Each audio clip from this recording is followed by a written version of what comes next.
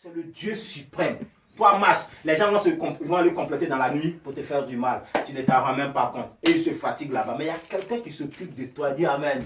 Amen. C'est lui qui prend soin de toi. Mais pourquoi tu paniques? Regardez la France. Malgré l'armée que la France a, quand on fait les attentats, est-ce qu'ils ont pu dévier ça? Tu ne peux pas te protéger toi-même. Tu ne peux pas te sécuriser toi-même. Il y a un seul qui te sécurise. C'est le Dieu suprême. Et si tu as confiance en ce Dieu, rien ne pourra t'arriver. Parce qu'il dit, pour toi, je changerai la malédiction en quoi? En bénédiction. Quand les gens vont comploter pour te faire du mal, je vais utiliser ces complots-là pour te lever et dire Amen. Amen. Mais pourquoi tu paniques? Il dit, garde le silence. T'inquiète pas parce qu'aujourd'hui tu vis une vie difficile. Peut-être que Dieu veut glorifier son nom à travers la situation dans laquelle tu es aujourd'hui. Peut-être que Dieu a dit à Satan, je veux glorifier mon nom. Il a dit à Moïse, je vais faire passer le peuple par là. Simplement pour faire éclater quoi? Ma gloire. Dieu te met à l'épreuve pour faire éclater sa gloire. Mais pourquoi tu te comportes de la sorte? Pourquoi tu perds la conscience de la présence de ton Dieu en qui tu as cru?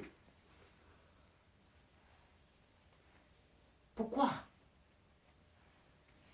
Pourquoi tu le fais? Soyons confiants. Si tu sais en qui tu as cru, bien-aimé. Si tu connais vraiment ce Dieu-là, ne panique pas. Tu es fait pour réussir. Il dit, je connais les projets que j'ai formés sur vous, projets de paix et non de malheur, afin de vous donner un avenir et de l'espérance. Dieu, il connaît les projets qu'il a formés sur toi. Mais pourquoi tu paniques si tu le connais?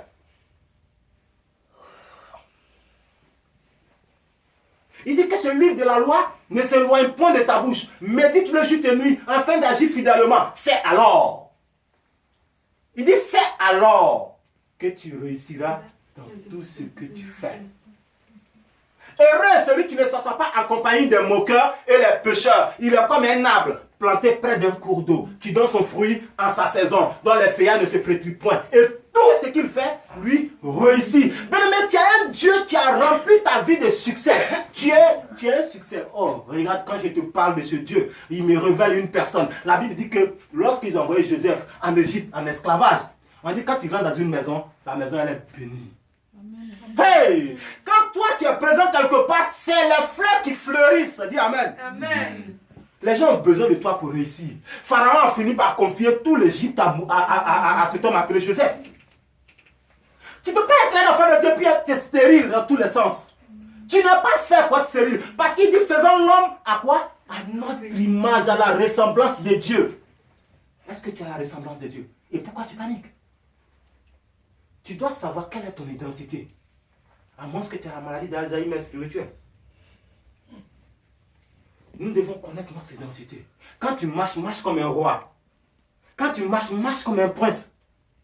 Quand tu es avec des amis, vis une vie chrétienne. Montre aux gens que tu n'es pas fait pour être derrière, mais tu es fait pour être quoi? À la tête. Aujourd'hui, les chrétiens, les hommes les plus rusés, les plus, comment on appelle, fanés de la terre, c'est les chrétiens. Tellement ils ont des soucis, ils ne peuvent pas faire du mal. Ils ne peuvent pas aller dans n'importe quel endroit. Ça c'est d'un. De deux, encore ils attendent les exaucements, ça ne vient pas. Donc tout ça là, ça les a confondus. Tu le vois, ils ont soit 10 ans, mais tu penses qu'ils ont 27 ans. Tu n'es pas fait dans ce style. Tu n'es pas fait pour dans ça. Le chrétien, quand on te voit, on te pose la question. Oh, regardez cette femme. Quand elle a croisé l'homme de Dieu, elle avait perdu son fils. Elle a laissé l'enfant dans la chambre. Quand elle a croisé l'homme de Dieu, tu es sûr que tout va bien. Qu'est-ce qu'elle a dit? Ouais, tout va bien, t'inquiète pas. Alléluia. Amen. Parce qu'elle savait en qui elle avait cru. Elle n'a pas perdu la conscience de la présence de son Dieu. Mais imaginons-vous que c'était un chrétien d'aujourd'hui dont son enfant était mort. Tu allais attendre sur tout le toit. Elle se presse. Chez nous, les bêtés, elle saute, elle tombe de l'autre côté. Elle casse un bras, elle casse une jambe.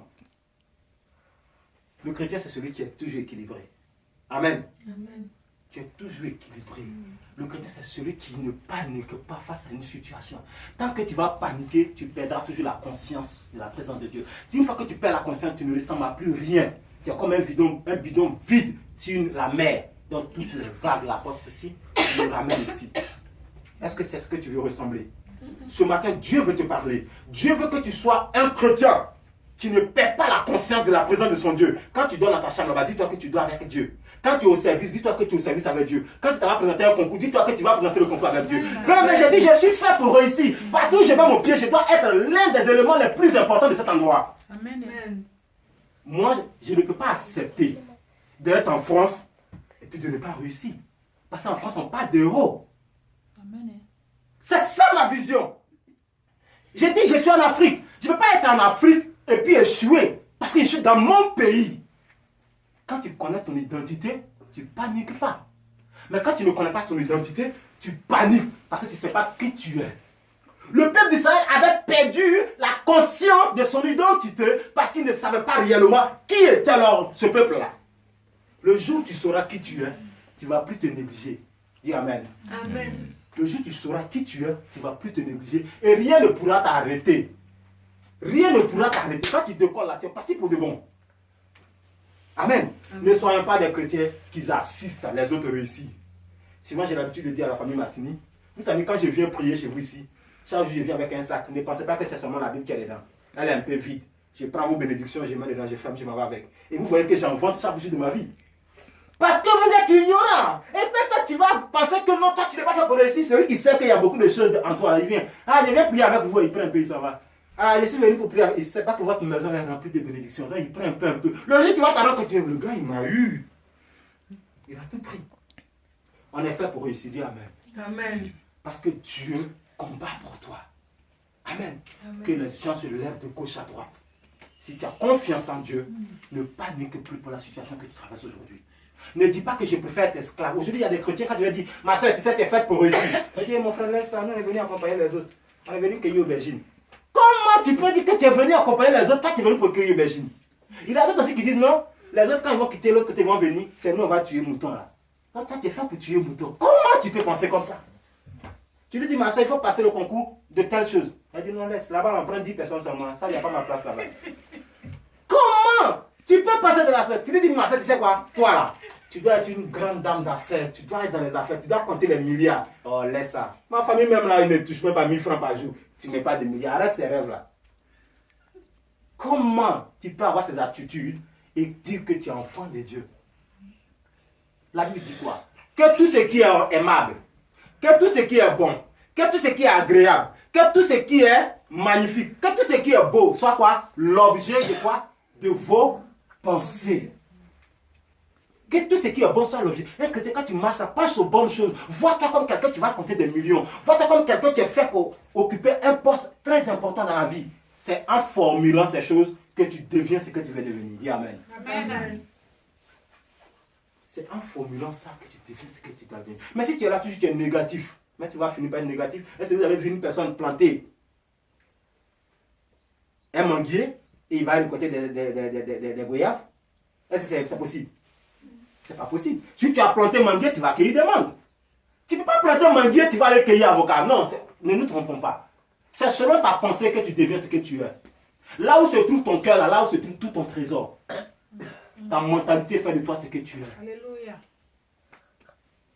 Ta foi en Dieu fait de toi ce que tu es. C'est pas l'homme de Dieu là, il vient, quand il prie, tu tombes. C'est pas l'homme de Dieu, quand il vient, il pêche, tu es content. C'est pas ça qui va changer ta vie. Trompe-toi. Lui, il vient tout simplement te dire la vérité. Le reste appartient entre toi et ton Dieu. Amen. Amen. Que Dieu nous aide à ne pas perdre la conscience de la présence de Dieu dans notre vie. Et que chaque situation qui se présente à nous, que nous gardons le calme. Ne panique pas. Parce que quand tu paniques, ça t'a dit Dieu, je t'ai dit, je t'avais dit que c'est parce que ça allait bien. Amen. Amen. Que la grâce de Dieu nous accompagne dans notre marche avec lui. Nous allons fermer les yeux et nous allons prier.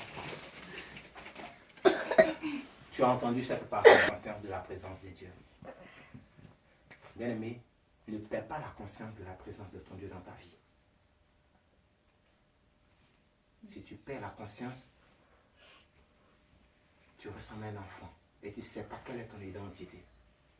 Peut-être que depuis longtemps, ta vie, elle est faite comme ça. Chaque fois qu'une situation se présente à toi, tu perds conscience. Chaque fois qu'une situation se présente à toi, tu perds la conscience. Tu paniques, tu trembles. Ce n'est pas digne d'un fils de Dieu. Ce n'est pas digne d'une fille de Dieu. Le chrétien